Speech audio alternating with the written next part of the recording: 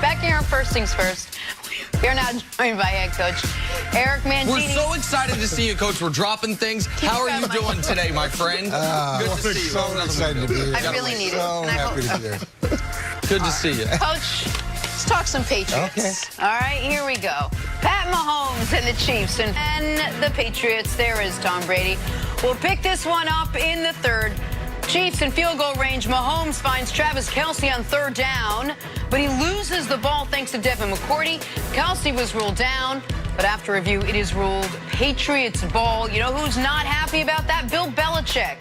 He thought the recovery could easily have gone for 6. Who knows? On the ensuing drive, Brady finds rookie wideout N'Keal Harry. So Harry will tiptoe down the sideline, gets into the end zone, but the refs rule Harry was out of bounds, and he clearly wasn't. Belichick's your challenge. Out of challenges, though, Nick. Damn. So they'd have to settle for a field goal to cut the lead to 7. One last possession for the Pats. The Chiefs send the house. Brady can't connect with Julian Edelman. KC snaps the Patriots' 21-game home win streak. That is all. Coach Belichick, Mangini got so into it. How worried do you think the Patriots should be about the offense that you saw there, the offense we've seen the last month or so? How happy is Nick right now? So happy that I was supposed to ask him the question. No, I want to hear from you. I'm excited. He's like the guy who sits on the corner and screams a prediction, and then finally it comes through. He's like, oh, my God, I told you I was right. I told you. Look, there needs to be some concern, but there's been concern throughout the course of the season because of the issues that they have with the offensive line. And I've talked about this before. Those problems are real, and they're not going away. And it got... they took another step further yesterday, losing or not being able to play their starting center, who's a backup center for the captain who they lost. So it's been a series of challenges from an offensive line perspective. Have really no ability right now to run the ball on a consistent basis, and the amount of pressure on Tom is getting. It seems to be increasing on a weekly basis. So there's a lot of things that they have to overcome, but they still find a way to be in every single game. They still find a way to be in a position to win those games later, or to be in the game late. And against an offense that's supposed to be as prolific as Kansas City is, that disappears in the second half of yesterday's game, you know, it gives them hope that if they get a few things straightened out, they get a chance here moving forward. So the Patriots obviously should be immensely concerned about their offense. They never lose this game. They're at home. They win the turnover battle. They block a punt. They execute not one but 2 trick plays, one for a touchdown, one for their second biggest gain of the day, and they still can't crack 17. Their 5 biggest plays by yardage on the day were a flea flicker, a pass by the running back, 1 defensive pass interference, another defensive pass interference, and a 42-year-old man scrambling on 4th and 6. Like, their offense has no ability to move the football against a supposedly horrible Chiefs defense. And now listen, I understand the narrative can be that where it all went wrong for New England is their center and their fullback got hurt. And now they can't run the football. And now all these things. What I would argue is this.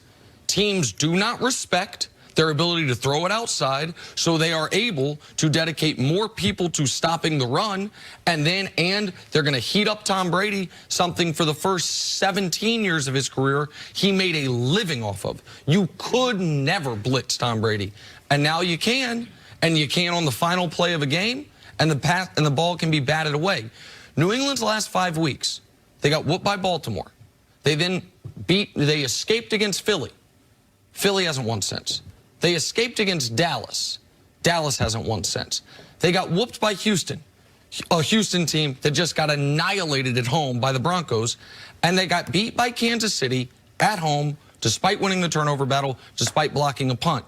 Yeah, it's time to be seriously concerned about New England, because as good as the defense is, when they play the best offenses, Canny, the offenses get at least to 20. Baltimore did, Houston did, Kansas City did. Can New England's offense do it? I haven't seen it. Yeah, they've averaged, what, 18 points over the last 5 games, and they only cracked 20 once. In garbage time. And that was garbage time against the Texans. So, yeah, you absolutely have to be worried. But, Nick, you made a point about how Tom Brady was good against the blitz in years past. Well, I think that has to do with Tom Brady Brady having the trust of his wide receivers. And outside of Julian Edelman, you can't say that Tom Brady has confidence in any of those guys. Jacoby Myers, he had another critical drop early in the fourth quarter that would have been a touchdown right there. They had to settle for a field goal. Like those types of miscues, I think that's what's leading Tom Brady down this road where he's frustrated and he's constantly trying to get in the ear of those receivers because those guys aren't being able to create the separation versus man coverage that he's accustomed to seeing. So when they do come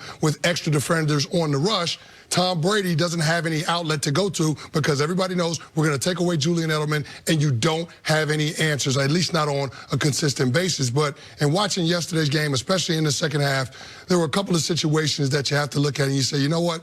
If the officials make the right call in those situations, you're probably talking about the complexion of the game being a little bit different. Like the N'Keal Harry touchdown that they ruled he was out of bounds on the 3. I don't understand what the point is of calling that play dead at the 3 when all scoring plays are reviewed. Just review the play. It was a situation where you obviously see that N'Keal Harry was able to keep that left foot in bounds and extend to the pylon. To me, that's one of those situations where I know we like to say that Tom Brady and the Patriots offense was awful, but that officiating was really bad, and I felt like it cost them an opportunity to win that game. Yeah, and we can criticize New England's offense, and the bar has been set so high for them to overcome any type of adversity. And we can say, well, look, they've got a few problems on the offensive line. They're on their third center. Okay, they're on this is the fourth left tackle that's cycled through here. Those problems are significant, and it's not just the pressure.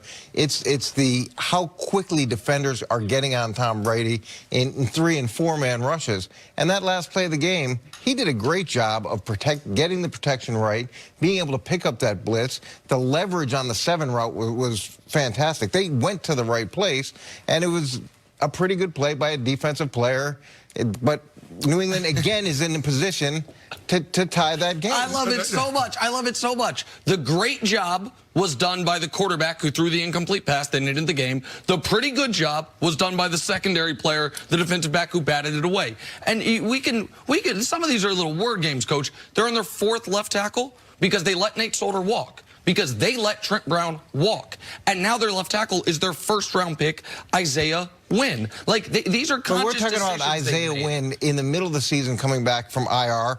N'Keal Harry, the same thing. Jacoby Myers is a rookie. Mohamed Sanu, they just got. So, look, we want to look at this and say that they can't do anything. But the things that they're overcoming would have crippled almost any other team. It doesn't happen for New England. And go ahead and take a victory lap with Kansas City, who scored 3 points in the second half. The polar opposite of what they've historically done, right? Where they're no good in the first half and actually play well in the second half. This time they just reversed it. But you told me that last year, the second halves didn't matter because they lost. And now they won, but what if? And what if the call went their way? You're right. He should not have been ruled out of bounds. Yes. And if Belichick hadn't blown his first challenge, he could have challenged that. But despite that, they have 1st and goal from the 3, and they can't punch it in because the offense has no punch whatsoever. And we can say, oh, well, last year they lost 2 in a row late as well. They did. The difference between this year's team and last year's team, among other things, is that there's 4 teams that matter in the AFC. New England, Baltimore, Houston, Kansas City. Baltimore, Houston, and Kansas City are 2-1 against those opposing 3 teams. New England, loss, loss, loss. If they are going to make the Super Bowl, they're going to have to beat 1, if not 2 of those teams. I have no evidence they can do it, and now I don't even have evidence they can do it in New England. I think what you should probably do is write them off. Okay, no problem. Yeah, consider most people do on a yearly basis. Let's just write them off. Let me tell you what I ain't going to do, Coach. Yeah. Okay. We got to take a break. Coach, stick around. Coming up, where will OBJ be playing next season? That's next on First.